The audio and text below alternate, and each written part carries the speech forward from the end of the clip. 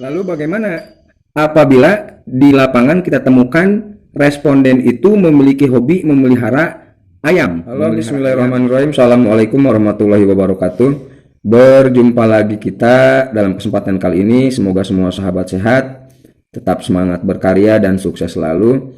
Dalam kesempatan kali ini saya akan berbagi tips cara mengisi kolom 10 sampai dengan 19 di L1 UTP.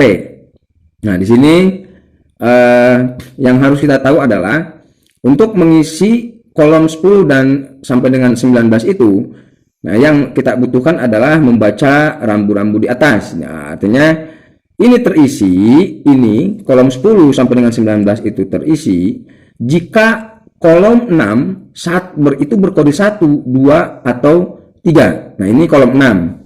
Nah, kolom 6 itu dia kan berkode 1. Berkode 1 artinya pemeliharaan pengelolaan itu dalam satu pengelolaan untuk kebutuhan makan dan minumnya. Gitu. Makanya di sini ditanyakan gitu. Apabila kolom 6 berkode 1, 2 atau 3, maka kita tanyakan nih untuk kolom 10 sampai dengan kolom 19. Hanya saja yang harus kita pahami adalah untuk tanaman tahunan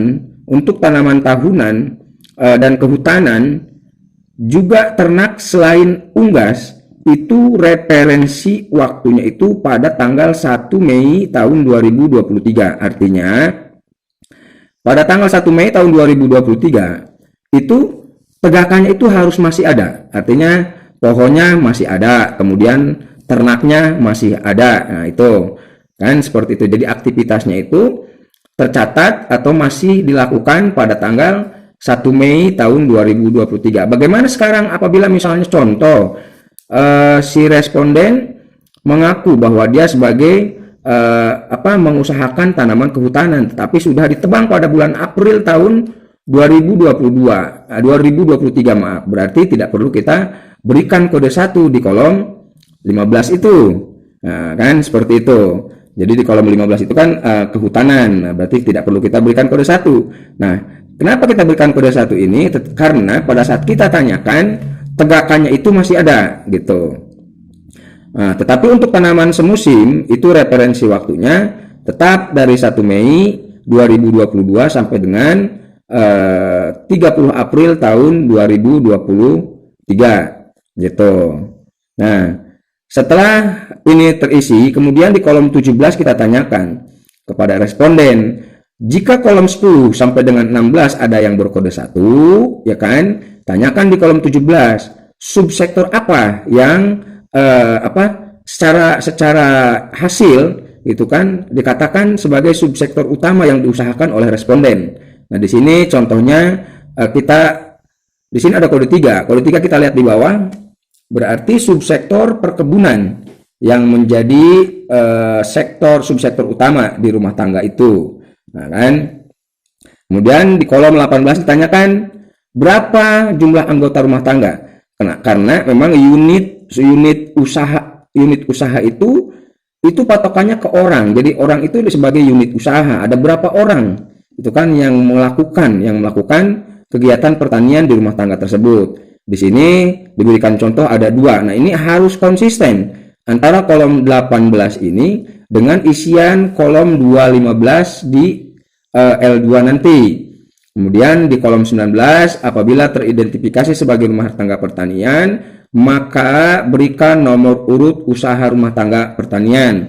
Nah, di sini dia sebagai rumah tangga pertama. Kemudian apabila sudah tercatat di L1 ini, kita gambarkan di peta. Nah, yang kita gambarkan di peta adalah nomor urut bangunan. Nah, di kolom 4 itu nomor urut bangunan, nomor urut 1 kita catatkan di peta, kemudian langsung kita masuk ke aplikasi Wilkerstat. Di aplikasi Wilkerstat nomor kolom 18 kita masukkan. Kita masukkan ada dua orang, artinya ada 2 unit di dalam rumah tangga itu. Nah, seperti itu kurang lebihnya.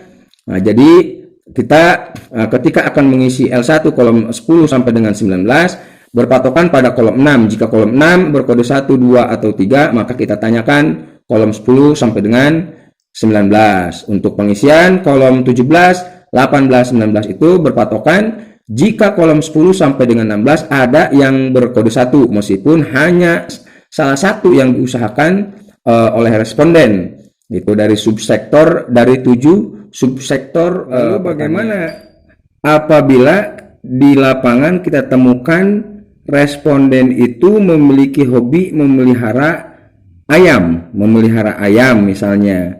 Nah, kalau hanya sekedar hobi untuk ayam kampung misalnya, tidak kita berikan kode 1, tetap kita berikan strip, ya kan? Tetap kita berikan strip apabila memang ayam kampungnya itu hanya sekedar hobi saja, gitu.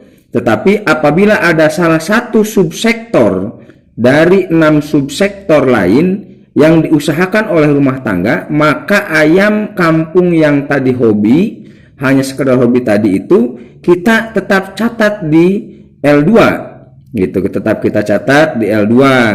Nah, gitu. Tetapi di L1-nya tetap kita berikan strip saja. Jangan kita berikan kode 1 seperti itu. Lalu apabila di L1 kolom 10 sampai dengan 16 ada yang terisi, contoh di sini ada 4 yang terisi, ada 4 subsektor yang terisi. Nanti untuk isian Wilkerstad pun yang di checklist di Wilkerstad itu harus 4 subsektor, tanaman pangan, kemudian hortikultur misalnya, kemudian peternakan dan kehutanannya kita checklist. Jadi konsisten antara L1, kemudian yang terisi di L2 itu terdapat 4 subsektor, kemudian yang di checklist di Wilkerstad pun sama terdapat 4 subsektor. Seperti itu yang bisa saya bagikan dalam kesempatan kali ini. Semoga bermanfaat. Billahi taufiq wal hidayah. Assalamualaikum warahmatullahi wabarakatuh.